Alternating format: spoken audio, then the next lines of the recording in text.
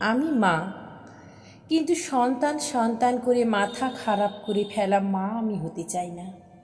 আমি চাই আমার জীবনে সকাল থাকুক, এক কাপ চা থাকুক, অবসরে গান থাকুক, ইচ্ছে হলে একেবারে একা একটা চকলেট বা পেস্ট্রি, একটা চিপস খাওয়া থাকুক, কিংবা থাকুক সাবানের ফেনায় তৈরি করা বুদবুদ।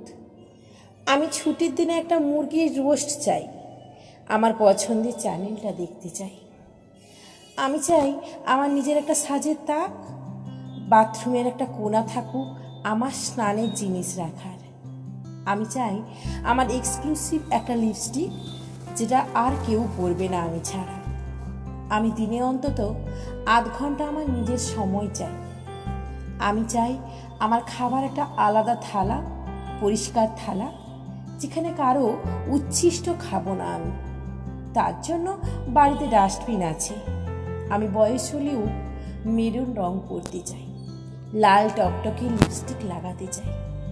তোমায় মানাবে না, যেদিন থেকে নিজের মনে হবে সেদিনই বন্ধ করতে চাই।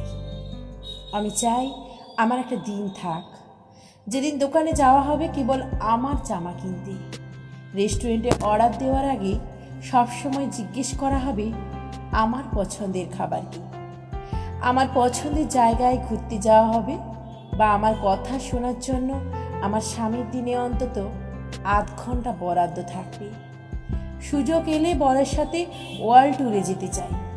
থাক না কদিন সংসার অগোছালো, ফুরিয়ে যাক বাজার। ছেলে বা মেয়ে কদিন ডাল ভাত বা ম্যাগি খেয়ে থাকুক, তবু বেরিয়ে পড়তে চাই। আমি মা, কিন্তু এমন মা হতে চাই না যেন সন্তানের প্রতি এতটাই টান থাকবে যে তাকে তার নিজের বউয়ের সাথে দেখলে বুক চলবে আমার। আমি মা, কিন্তু তার চেয়েও আমি আগে চাই একটা সুখী মানুষ হতে। জীবনের সন্তানের জন্য সব কিছু বিলিয়ে দেউলিয়া হওয়ার পর বড় হয়ে কি করছো আমার জন্য? শোনার মতো সহ্য শক্তি আমার নেই। তার চেয়ে বরং আমি চেষ্টা করব খুব ভালো থাকতে।